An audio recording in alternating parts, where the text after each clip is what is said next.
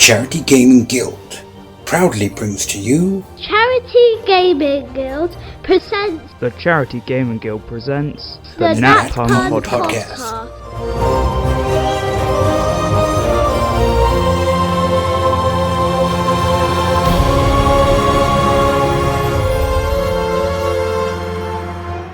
Hello everybody and welcome to your community episode.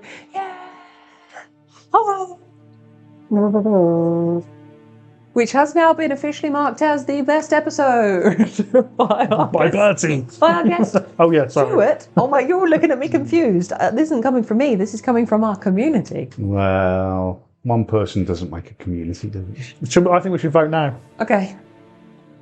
Who thinks the community episode is the best episode? But you haven't even raised your own hand. No, I don't, because I don't. Well, there we go. I think they all bring something different and wonderful. No, forget that bullshit. Well, whose favourite episode is the Fireside episode? Which one's that? That's John's. Brilliant. Yes. No, Okay. no, all right. Downtime? No? The campaign? Hey, Bits three. in between. Outtakes. Oh yeah, the outtakes. Yeah. Yeah. So that's 3 votes for the campaign and 0 for everybody else. Yeah. But we're not the community. No, we're just, not. We're just the saddos who get to sit here and do this together. We are mere servants of the community. Yes. Servant. Servants. So you let us know. But welcome everybody. As you heard from that chitter chatter, I'm of course joined by my wonderful comrades, Jean, Randy, Buenos dias. and Tracy. Thanks. Okay, think. Ash. Well, I'm just Oh, I testing don't out new know. names for you. Let's just give it a go. Yeah, Lady try P. Lady That's P. what you preferred. Lady Okay. P. This episode is going to be quite Lady P heavy. I just want you to be prepared for that. Because you have to do that voice for the whole thing. Lady. Because we are going to be discussing the most recent event that has occurred, which was the Fuel event. At the time of recording. At the time of recording, it is the most recent. For those listening, you might have been to a different event closer to it. I can't, I'm not in the future, I am now. So questions. And when you say fuel event, you're not referring to the increase in price of Oh, oil. God. No. This has They're nothing to really do. other world Nothing events. to do No. with that. Which, of Okay. course, the future people who are listening to this episode are like, what are you talking about? Because fuel is so reasonably priced now and the war is over. So, Ash, tell us. Oh. How did the Fuel event get started? What a fantastic question. We were approached by a guy called Lee. Lee! Lee, who Good is old Lee. good old Lee, who is somehow involved in the Scouts, and he wanted to do something for his Scout group fundraising thing. I'm not quite sure what it was for, to be perfectly honest. I think it was for some kind of an award. He had to do some fundraising. Okay. And he came to us and basically said, can you run a 12-hour event for us like you're doing for you? And I went, yeah, sure, where are you? And he went, St Helens. I'm like, ooh, that's a long way away. But we did it. It ended up being me, Chris and Lizzie. We jetted off to sunny St Helens and did the event. And it went very, very well, the first one. And then the guy who owns Fuel, which was not called Fuel at the time, but is called Fuel now. It was previously called Momos, which we Momos. have referenced in previous episodes. So just And to give we do, for some reason, keep calling it Momos, even though they're not called Momos anymore. It's just a habit. He was like, he thought this is great, and then invited us back, and we are on our 5th year. Oof. No? Oof. He loved it so much, he's invited us back twice this year. Twice. Wow. So now, Back they under did it punishment. twice. Yes. So, what exactly does Fuel do? What they're So they're a CIC, which is a Community Interest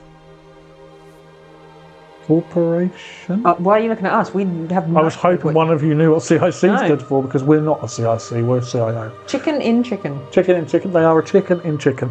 Basically, they're a community cafe, if you like, but they do lots of. Cafe in community? Maybe? Maybe. Could that be I it? don't think it is, but let's say yes. Okay. But they do lots of work with the community. Community interest company. Thank you. That's We can rely on full you, of it. Andy. Thank you, Andy, Yes. for Googling that. I didn't Google, I was just very slow in remembering. So they are a cafe and a business, and they make money and they earn a living and all that stuff, but a lot of the work they do is for the communities. They have lots of groups and bring different people together and arrange support and that kind of thing. It's a lovely little cafe. Now, you've said we're in year 5? Year 5. Year 5. And you've run some interesting adventures up there, big adventures as well. How do you decide what to create for the adventure and what you take up there? So the first year we re-ran Azrael Sundering, so we did that twice because I didn't know what was going to happen, so I didn't want to put loads and loads of time into it for it to flop. I should have put more faith in them because it didn't flop. They absolutely loved it. So the 2 years after that, we kind of wrote their own adventure for them, something unique to them. And then the 2 years after that, hang on, is that right? Yep, the 2 years after that, we've made them more narratively driven. So their games now are almost as impactful to the narrative of the All Havens as our 12-hour November games are. And so each year we've upped the stakes more and more and more. And we're at the point now with what I do with the guys up there is I use them as guinea pigs. So for example, the Archinometers at the World Anvil, we trialled it at Fuel. Nice. At their Project Archeliodon game, just to see how it felt and how it worked, and a bit of a smaller event. And we've done the same thing when we went back in March of this year. We did something there which we're going to use in Rise of the Ancients. So it's a really nice little proving ground, little testing ground. And they're great players as well. Some of their players up there really do know what they're doing. They're really, really friendly and are able to properly exploit the shit that I put together. Has there been anything from those events that has had far-reaching consequences in other events that we've seen across the All Havens, or has it been mainly kind of contained? No, they blew up Bibbing Ward. Oh, they the one that did that. Yep. Oh no. Project Archeliodon was the blowing up of Bibbing Ward, which was the precursor to the blowing up of the world. But the guys at it's not called Momo's, the guys at Fuel did that. They could have not done that and Bibbing Ward would still exist. But obviously that now has bigger, further reaching consequences for the world. Obviously Bibbing Ward doesn't exist. The Gnomish Inventors Guild now don't have a home. Jegless Dicymtic is dead, who was the leader of Bibbing Ward. Not Jegless. Oh, right. God Probably a damn name Andy's never heard of. No, don't think so. So yeah, they have much bigger impacts now. Project Archeliodon was the first one. They had that big impact. Dance of the Deities, which is this year's event, there's over 2 chapters. There's one called Zaphon's Gambit and one called Targwyn's Gambit. And they both have further reaching impacts on the November game. Yeah. So we're starting to see that travel through. So the March game there affects the September game there, which affects our November game. Right. So they all link together. They're on different kind of narrative threads throughout the year. So how do you choose those narrative threads?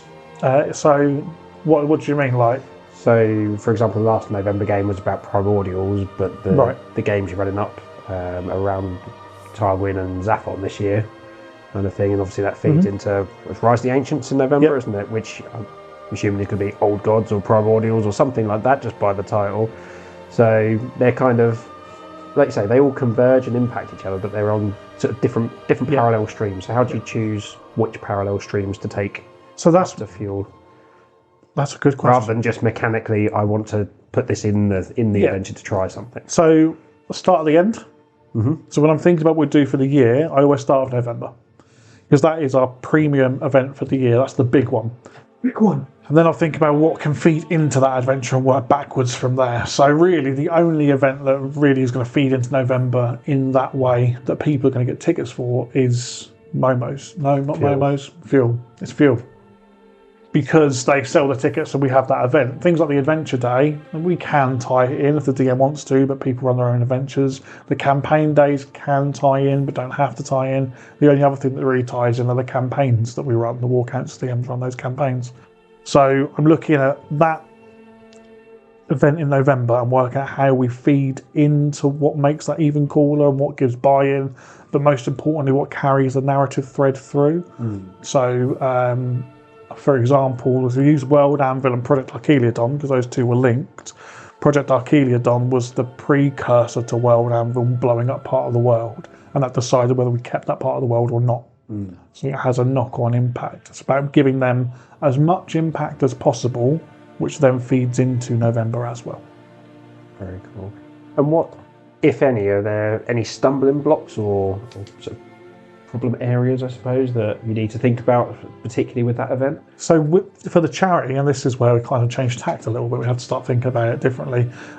It's the highest cost event that we run. We don't even really run it. It's the highest cost event that we do, because it costs money to take people up there, and we all have a hotel for the night because it's so far away, and then come back again. So it naturally attracts the highest cost. The guys up there are great, and they've always raised the money that covers that and still gives us more for the pot. But there's always that period of time just before the event. Traditionally, they do loads of cash donations and card payments on the day. They don't put it through Just Giving ahead of time, only a very small amount. So we get closer and closer and closer, and the Just Giving is like still below what it's cost us to run the event. And I sit there and go, oh, is it going to do it? And then, of course, we arrive, and they just throw money at me to put in the pot for the charity for the year, which is amazing. But it's not really a stumbling block. Take any of the clothes off. I know. Imagine what would happen if I did. I know. They'd be saying, give it back. We'd run at a loss. Refunds. Nice. Thanks, guys. So it's not really a stumbling block, but it's the biggest consideration we have for the event. And as trustees, we obviously have to think about that and make sure that it's run the right way for the charity and for us. But Colin is great up there, and the guys up there are always donating money. Even at the end of the day, there's still money that comes in after the event has happened. Yeah. I'll go back to the hotel room, and I'm about to update the Facebook page of the total, and then more money's coming, so I'll just leave it till the morning then and wait and see what else comes in. I think we did like £100 after the event in March, something like that. So, yeah. Has there been anyone from Fuel who has come down to the November? 2 people have. Lee did it. Okay. So he obviously was at Azrael Sundering, and then he came down to Thelsari Uprising. And there was another guy whose name completely escapes me, came with Lee. Yeah. I'm trying desperately hard to get Colin to come down for a November game because I think he'd absolutely love it. Yeah. And he's a lot of fun as well. Chris DM'd for him in March, and it was great to see him actually play rather than running around delivering burgers and chips and drinks and stuff like that. Nice. It's me. It is you. So now you've already sort of spoken about how the event differs from a logistical point of view because of the journey and the overnight accommodation, and how the funding slightly differs because it's predominantly cash and card payments. And we've also spoken about how you trial things out at their events that you want to use in some of our events, and that they do tie into the All Haven sort of narrative, you like. But how do their events differ from other events that we run as a charity? So we actually have less control over the event at Fuel, which is quite nice. So for our events, we have to set tickets up, sell tickets, make sure everyone's got all the information they need for the day. We're the point of contact for people getting to the venue or answering questions, all of the logistical stuff. We have to deal with that, as well as actually run the bloody event itself. Yeah. With Fuel, Colin does all that. He sells the tickets to make sure he makes some money as well, which is fair enough because he's a community interest company. Yeah, that's what he said. He deals with all the logistics, the table allocations he deals with as well. That's a headache in itself sometimes, getting the right people at the right table. He knows all of the players, so he makes sure he's got people who can support each other around the tables too. So we literally, although it's a long journey, we literally turn up, run the day, take the money and go. Nice. And it's great. It's so much easier for us to do that. And everyone there is playing with people that they know and they like, and everyone gets on because Colin has spent that time doing that logistical side of it. So actually, it's kind of ideal for us, really. We get to do all of the fun part of what we do, and we still get the financial benefit for our beneficiary charity, but without having to do anything admin, which can only be a good thing. Anyone heard any rustling and clicking? It was some pinballs being taken out of a bag. John's up for a sugar hit. If Maran want to sponsor us. So talk us through the typical day then. So how would you describe the agenda for the day when you're doing the Fuel events? So normally I leave Ipswich about 4 o'clock in the morning. Ooh, what? There's no 4 o'clock in the morning. Oh, what are you there's a talking 4 about? o'clock in the morning. Coffee shops aren't open at that time. No, that's a monster at 4 o'clock in the morning. Good That's how you Lord. know it's bad. It depends who is coming to the event. So I'll use March, just go on as an example. So I'll get up in the morning, I'll go and pick Stuart up, who luckily lives in the centre of Ipswich. That's nice and easy. I won't give you his full address. Then go and pick... Do? Then I went on to pick up Martin, who lives a little bit further out of Ipswich, and then drive all the way up to St Helens. Arrive at St Helens just before 9 o'clock, where we meet up with Chris and Lizzie, who travel separately. And then we descend upon Momo's. We get everything set up. Fuel. We got you. Bollocks. Thanks. We descend upon fuel. Let's set everything up as quickly as possible. 9 times out of 10, probably 3/4 of the players are already there eating breakfast before we've even begun. What kind of stuff do you bring? Like, is it as hardcore as it is for the other events, where it's like minis and maps and everything? Yeah. How do you all TVs. drive up in a minute? Well, Stuart's not very big. Have you seen the size of some of the minis nowadays? Yeah, I suppose Lord. Stuart could sit in the Astro, couldn't he? Yeah. His time to the We aerial. just perch on top of the exhaust. Yeah. Like I was saying, so it's everything. So, I mean, I drive quite big trucks. I've got plenty of room. So people bring televisions, laptops, minis, overnight bags, books, dice, everything you would normally have for an event or a big game is there. Because it needs to be at that level where we're coming in and doing something special. Yeah. So it's not just like, well, we're going to play a bit of D&D. It's like, You no, get the no, bare we- minimum Yeah, because we've got to travel. It's like full whack. as much effort goes into the fuel game for the players up there as we put into the November game, Nice. because we want to have that big show. And Stuart, as much as I rib Stuart's done some incredible things for fuel. Project Archeliodon, he printed a robot that was probably about a square foot and turned it into the island when it was given form. Last March, he I don't want to say this. Don't. He 3D printed a prop that was probably 18 inches by 18 inches by about a foot deep. I don't want to tell you what it is because It was, I might spoil a dick, things. wasn't it? It was a dick. There's a picture on Facebook. Is there? Oh, well then you'll have to go to Facebook and have a look, won't you? And while you're there, you can click the link and join us on Discord. Yeah, segue. It wasn't a segue either. What was I saying? You were talking about the day and the agenda. Oh, yeah, and the cool stuff, things. yeah. Yeah, cool. So we do all of that stuff. We load all that up. We drive up there. We get in there. They're eating breakfast. We get set up. We register everybody in the same way we do at our November games. So we take your money. We take your name. We send you to your table with your rewards. Kick everything off probably 9:30, 10 o'clock. Play all the way through until probably 10:30, 11 o'clock. By the time I've had a break and packed up, back to the hotel room, sleep forever. Whatever. And what's breakfast? Well, on the Sunday? On the Sunday. Normally we end up at Tim Hortons. Other And Hortons are available. Other Hortons are available. And we normally end up with... Are the Tim's available? No, Okay. that's the issue. Ireland? Hurry? Burlake. Just Tim's, famous Tim's. Oh, okay. Timberland. Oh, Burland. Timberland Yeah. is in. Is it? They do Their shoes. shoes. Their shoes. Who, if you want to sponsor us, we all have feet. Andy is actually wearing some right now. Not feet. Flash not the feet, cash. Flash the Timberlands. cash. Yeah. I'm wearing my feet today. We normally end up with a load of food, including lots of donuts as well. Oh, I'm coming next time. Stick on. It's, do you know what, it's a good day out. I mean, if long I day. ain't got to drive, then I'm all there. Well, Be a passenger princess. that's a princess. Yeah, I wouldn't be able to drive without recharging. I thought I need to stop for the toilet because I'm so old. I'll piss myself. Well, there is that. Yeah. But you already know that every morning at regular clockwork, 6 a.m. I have a wee, 7 a.m. I have a poo. And why is it Problem is I don't specifically get out of bed until 8. I was going to say, why is it specifically that Ash knows that at those times you do it? Do you message him? I'm having a pee, Ash. Yep.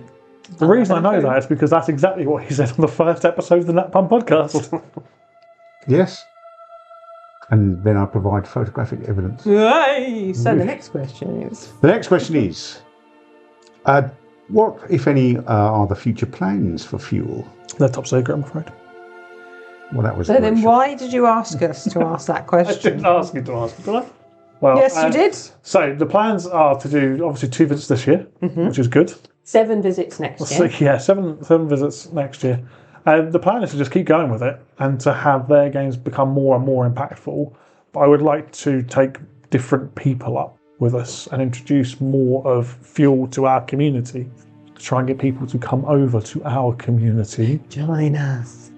And also try and get our community involved with their community, because I think there's a mutual benefit. Particularly as we grow this year with some of the fantastic work that Chris Butler-Thompson is doing with our marketing side of things. Amazing. It is great. If we continue to push and grow and spread, we may well end up with members or people who are in that neck of the woods. Is it members? No. No, It's the push, grow, and spread. push, grow and spread. So obviously Fuel can benefit. Yes. And we can benefit. So that's what I'd like to see, is more collaboration. I'd also love to see them come down for one of our November games. Yes. Would be a muzzles. Talking of the development and the progress of it, how's the fundraising been? Well, I have the numbers. If you, I don't. I have the numbers. numbers. Have the numbers. Each year it's got better and better and better. Yeah. Although I cannot remember what the first year was. So Calamity at Crystal Cove. That was the second year. Well, then you haven't given me. Yeah, I haven't given you the first year. I can't remember what it was. Well, that's. You've given me 1, 2, 3, 4 amounts. Yeah. And Calamity at the Crystal Cove is the first one that you've given me. Yeah. I couldn't find it. Well, I'm just going to go by what is here. So that one, £1,203. Which is a great amount, because that is about the same amount of money we actually gave to St Elizabeth's Hospice in the first year we operated. Yeah. And that's from one event. Yeah. Incredible. The Ember... First time we broke £1,000 for an event, I think. I think it was. I think you're right, yeah. Yeah.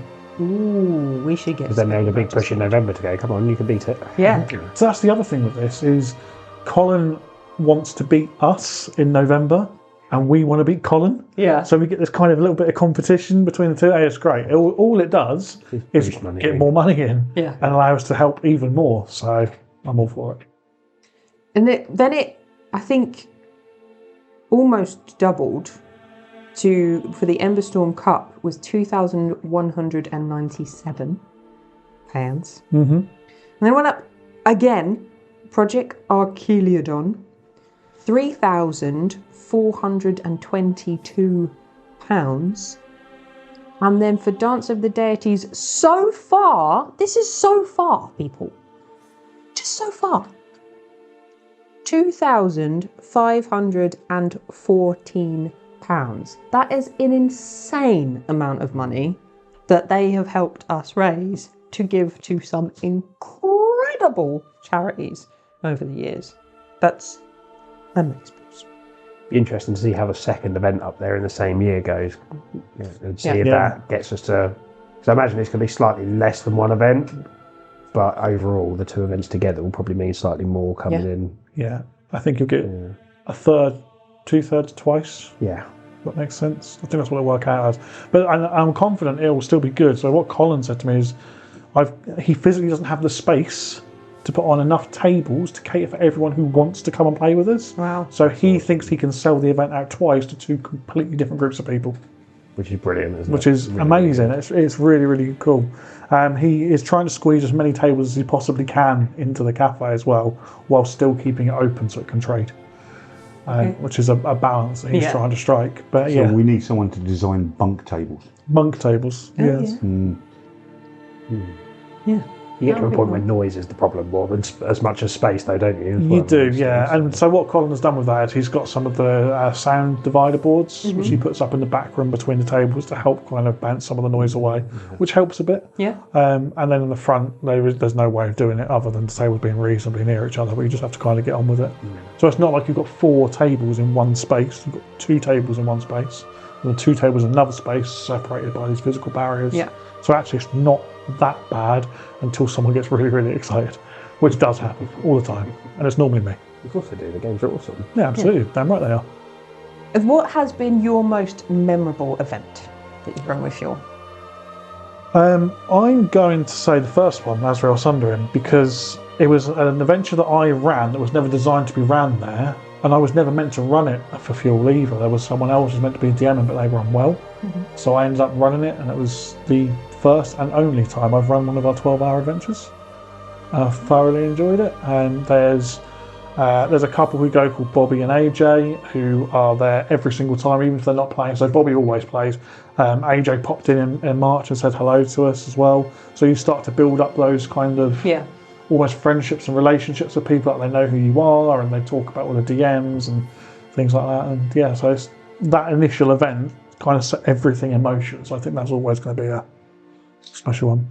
I just think that Ash is kind of, at that point, fully illustrated why he should be Lady P, because you said earlier that Lady P tends to complete the work by delegating and get everyone else to do it for them, which is exactly what he's just described. I don't run the games. I get other people to run the games. It's the only time I've ever done the job myself. Yeah.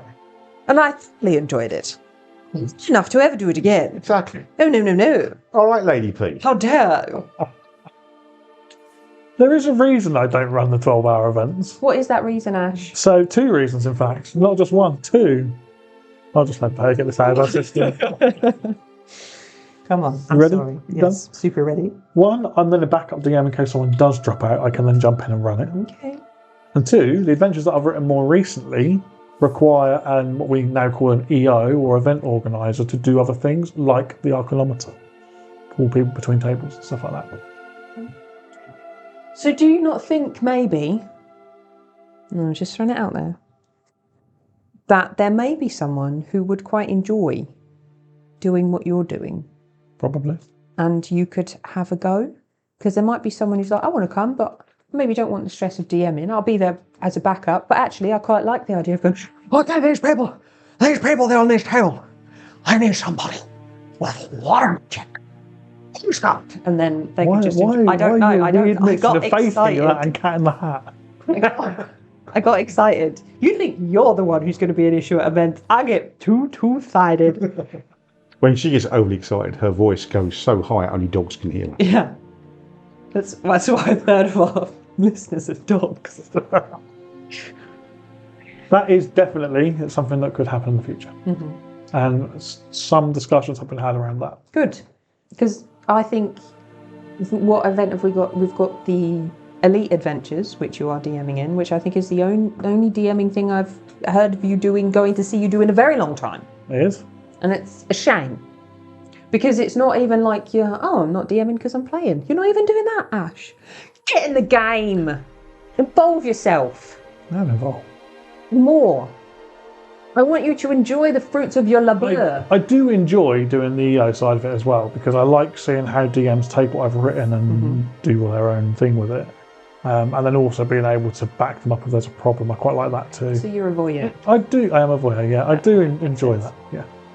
You like to watch people have I like to watch people having fun. I get fun by watching you have fun. Okay. So please, I've got cameras, you see their eyebrow. No, that's what we want. Creepy eyebrow. A really tight shot of just the eyebrows.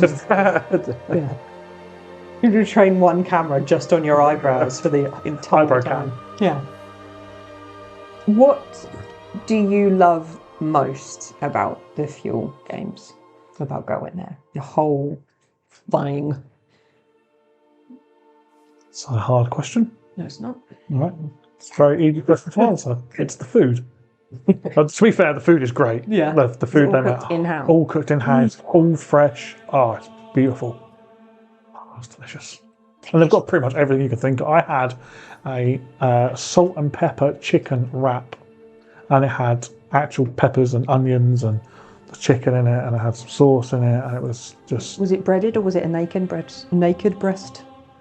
It was breaded. Okay. I think. 48-inch tomahawk steak. I mean, I can ask. I don't know you're going to get it. We yeah. You know, do. Special requests. They do an incredible Maltesers cheesecake. I think we'll be going next time. I think that's the Yeah. next Yeah. podcast I'm kicking people recording out. is going to be the Nat Pon at Fuel. I mean, for a very select audience, for those people who are psychotic enough to want to just sit and watch us, live audience. Could be our first live audience event. Our live audience. So the next event. one's 26th of September, you said? Yeah. That's a birthday gift to me then, from you. Is it? Yeah. You can come if you want, but I ain't got a table for you to run. We'll kick Can we come and play? Yeah, if you want to play, you'll have to speak to Colin. Oh, Colin, to buy a ticket. can I come and play? If there is any listeners up there though, how do they do that? Do they just get in touch with the CAF, just phone the CAF? Yeah. Or pop into the CAF? Pop in or phone. Yeah, pop in and speak to Colin, or phone them and speak to Colin. And you can Facebook message him as well. And he will. I think he takes a deposit, and then takes the other half of it when you're up. It's like 15 quid. It's not like a lot of money. It's about the same price point that we run it for.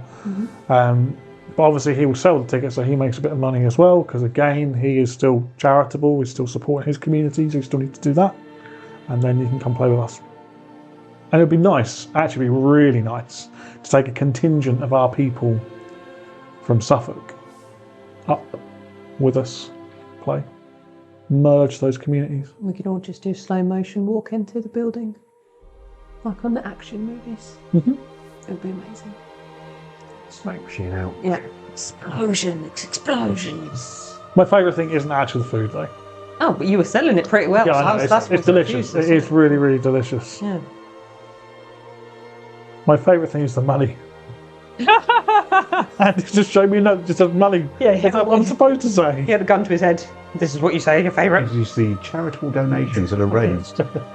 It is that, but because of the people, they are so invested in what we do. Yeah. And we see that in a number of different ways. How they play the game, how much they enjoy themselves, how they interact with our DMs and our staff, and how much money they donate and the efforts they go to raise that money as well. When I sit there and do the registration, and there's a massive queue of people and they've all got big envelopes full of money. Wow. And they're just like... I genuinely think you're saying it's like a teenager popped up. Yeah, I mugged me nan, but I've got it. Donation for you. And then what also happens is someone come and go, can you take cards? I'm like, yeah, I can take card, that's fine. It's like, well, how much have I got? Well, that's like 150 quid. What's the next level? Like 200 quid? Yeah, fine, have another 50 quid. And it's like, great. Yeah. And that is that attitude, and that obviously helps us out massively, but it sets the day up so well, and there's such a great community up there. So it is the money, but of course it's the people and how they generate that money and how they give it to us. Incredible. Well, thank you so much, Ash, for being the main voice. Because we haven't been, but I'm pretty sure we're all kind of thinking it's going to be whether we go as players or if we go as DMs. Dummers. Players or dummers. We could definitely get a group up. I think Georgina would like to go up there. Well, get in touch with Colin, get yourselves a ticket. Yeah. And Get yourselves up there. if we have any listeners who are local to the area, you know how to reach out. Also, join us on the Discord. There'll be information on there about how to get details for the event as well. And on their Discord as well. I'm an admin on their Discord. Oh, double Discord. He's a double D. Discord. I'm double D. You're a double D. No, he's not. Trust me. I'm just checking right now. We got a link from our Discord across to Community CAF's Discord at all? Or a link from our Facebook page to their Facebook page? We may have a link on a post. Okay. Well, seeing as how you guys are right here, it's something that can be sorted, we'll I'm sort it sure. out. Absolutely. Get some- By the time this is aired, we'll sort that out. Yeah, so you have a look, find out, and see for yourself. Really. Well, it's incredible. We're so pleased that we were able to have this collaboration with the Fuel Cafe and for all of the support that they do and Colin does and all the hard work that they put into it. And I think we're all very much looking forward to future events and how we can grow and bond and feel through this crazy life together. Thanks for listening to the community episode. Bye. Bye.